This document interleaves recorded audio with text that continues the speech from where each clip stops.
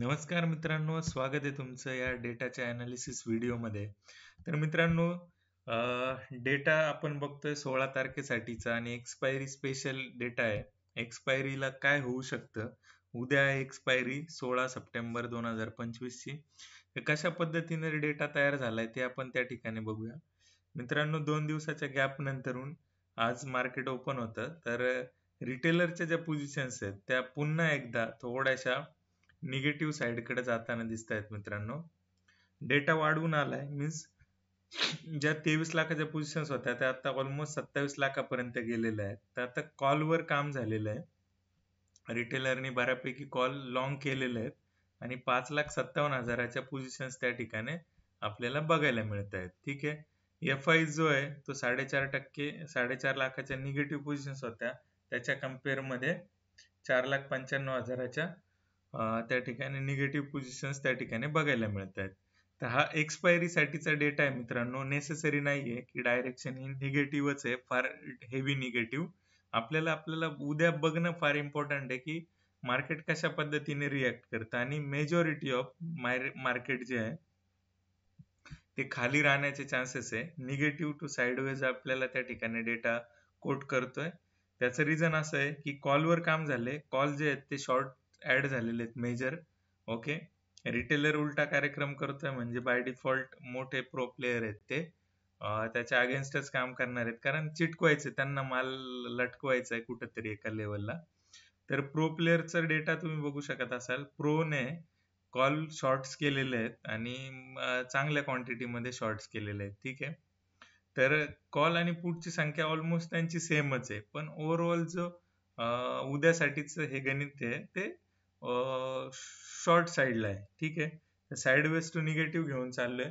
Negative अशा कारणाने की न्यूज पण थोडीशी आपल्याला आहे की अमेरिकेचं म्हणणं आहे तुम्ही रशियाकडून काही घेऊ नका आणि चायनाला पण त्यांचं सांगणं आहे की तुम्ही रशियाकडून घेऊ नका.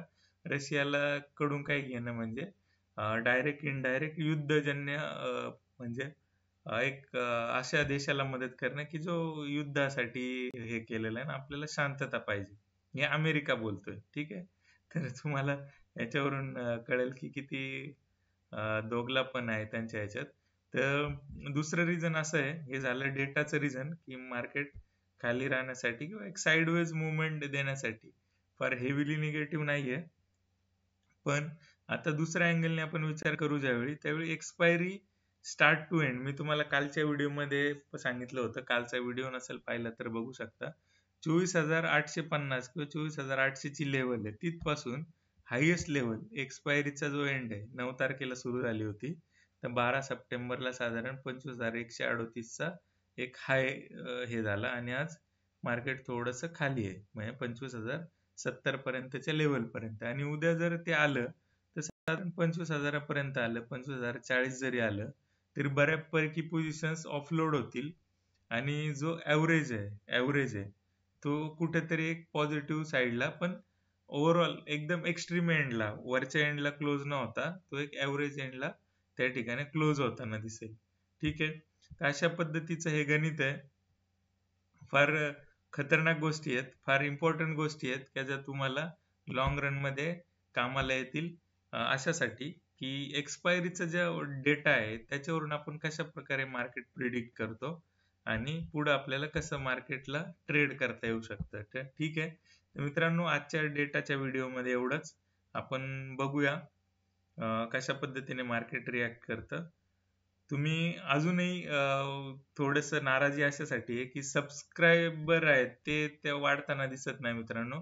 तर तुमची हेल्प 200% लागणार आहे. लोकांपर्यंत पोहोचवा. फार अंडर रेटेड चॅनल आहे.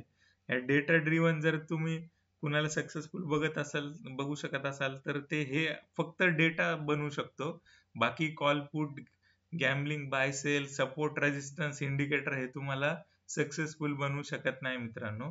तुम्हाला डेटा त्या ठिकाणी रीड करणं फार इम्पॉर्टंट आहे. तर अशा पद्धतीचा डेटा आहे आजच्या व्हिडिओमध्ये. थांबूया या ठिकाणी.